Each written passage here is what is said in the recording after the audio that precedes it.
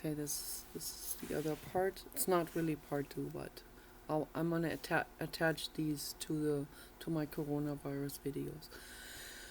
So, but most people are actually living in big cities, and they can't do something like this if they don't even have a balcony, for example, or if they don't have a rooftop where they could start something like this.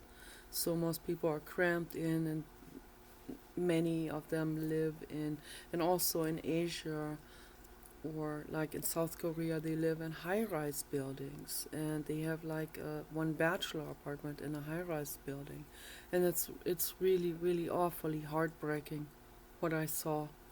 So these kind of living conditions, and when they have an animal, and when they go to the hospital, then the animal is left behind. And so I highly recommend to people again, bring your animals with you when you go to the hospitals. Take them with you into the quarantine. Very, very, very important message. Don't leave your animals behind. Don't do this. This is cruel. This is absolutely gruesome. Don't do it. Okay? That causes such fear and terror and suffering. One cat looking for her woman, her human mother. She got out the balcony door and fell 20 stories or 100 stories deep onto a parking lot into her death. So, but that cat probably had it better than many other animals that are just starving and dehydrating to death in total loneliness. So, no, that's the worst thing there is. So, bring your animals with you, and if the doctors don't allow it, don't go to the hospitals. Stay with your animals. Okay? Do what you can. And if you're dying, you open your door, and you just, at least you give your animals the chance to get outside, to maybe find help outside. Okay? That's better than starving and dehydrating to death in a small apartment in loneliness, or maybe with a corpse. There's no telling what comes out of this situation. Absolutely horror, and people need to think ahead. They need to really think about the risks that are involved with all of this. Think into the future. Think about all these scenarios, that are very likely to happen. Okay, and then take precautions on this. So I recommend to people to start with one plant, and for those people that are in high-rise buildings, don't get an animal. Don't bring an animal into this situation that we have here right now, with this type of uncertainty. Okay, create something else, create an animal shelter, create with other people together, create animal shelters that are at ground levels of high-rise buildings, not on the top. Put your minds together, and transform maybe conference rooms into animal shelters. Do something like this, okay? And you have to have euthanasia. Euthanasia is merciful. That's very important, just in case. And spaying and neutering, very very very important, so that we prevent suffering. Prevent suffering as much as you can. Okay, everyone's brain is important to work on this, and to help, and your hands and arms and physical labor, okay, is important to help with in this situation. Put all of your minds together and your work together, and rescue all the animals, as many animals as you can. So, but if you for these future weeks and months, I recommend to people to buy a rhododendron plant plant because the rhododendron leaves, they might be able to cure the coronavirus or prevent it. Make it so that if you inhaled one of the virus bodies, into your lungs, or got it somehow into your body in some way through maybe it came into the iris, or through touching something, or if it gets into your mouth, if in the beginning there's only a few, okay, so there'll be only a few that will be coming into your system, but they start multiplying, they attach themselves to regular cells, okay? So in the very beginning, if you drink the rhododendron leaf tea, it might completely destroy all of those viruses, and as it has done with the HIV. So, and it might even destroy the prion protein. So this planet has incredible plants and incredible clays for us to use. Let's use it, okay? Cultivate one plant, start with that, and make tea once it gets leaves. Yeah, you can first has a small leaf, but you can even start with one small leaf. And there are also many stores and in many areas around the world that have rhododendron brushes. Yeah. So you can go there and harvest those leaves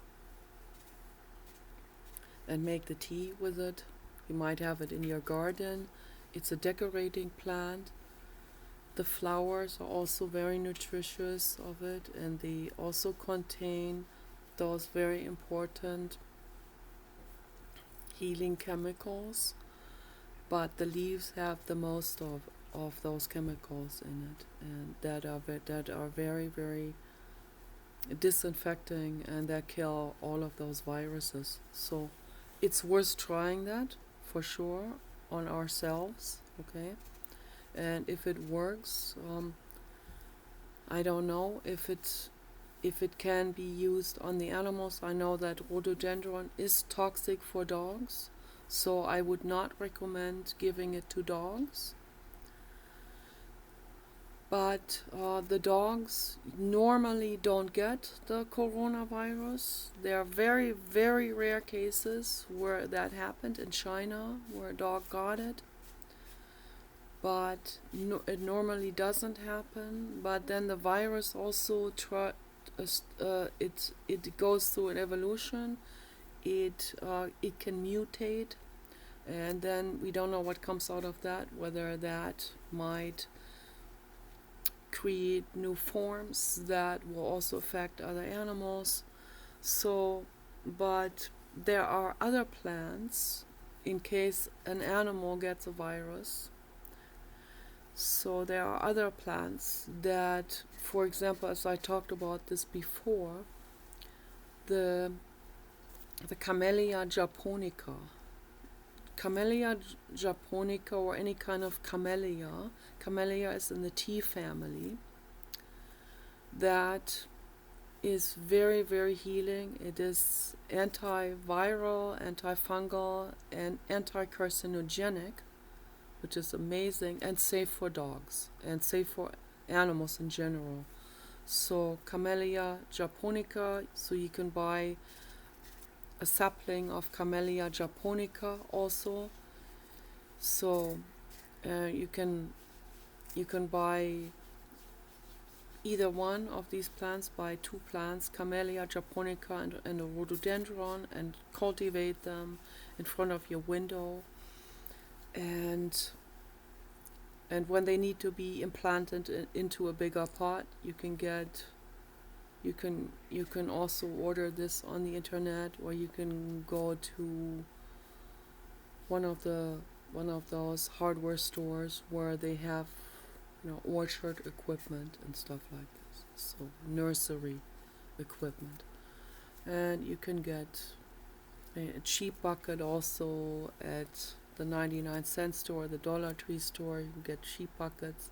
You can drill holes in it underneath, and you can put soil in it. You can buy planting soil, and I highly recommend to people to start composting their kitchen, all of their kitchen bio waste. So particularly when they are in apartments where they can't do dung composting. But if you have a house, if you are living in a rural area, or even in a city neighborhood, but you have a garden, or even if you have just a small lot, you have a little bit garden area, there you can do dung composting as well, and that is the ultimate.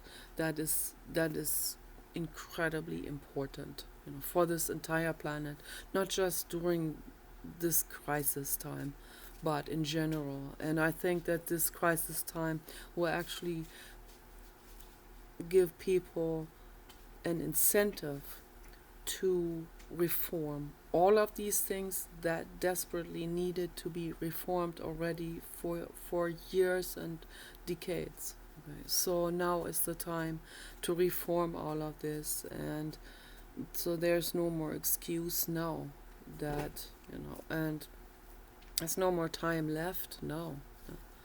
So there's nothing to lose, really. Also the medical industry, that they don't have the last word in things anymore, because the medical industry has failed all beings on this planet badly. There's a small percentage of things that have validity in the medical industry, okay?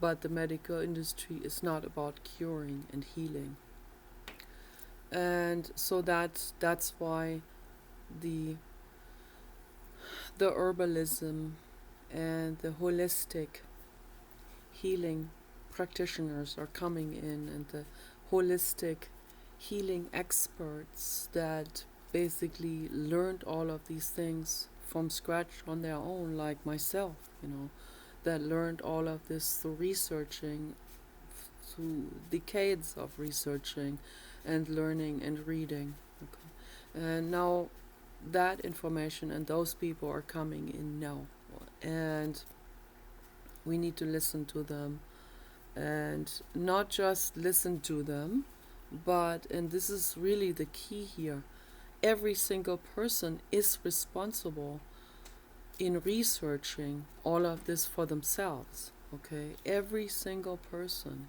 there's no more like leaning back like my dad. I have the best doctors. The best doctors don't help here at all. If they have no knowledge in holistic healing, then what's the point in all of this? To just do one knee surgery and hip surgery after another.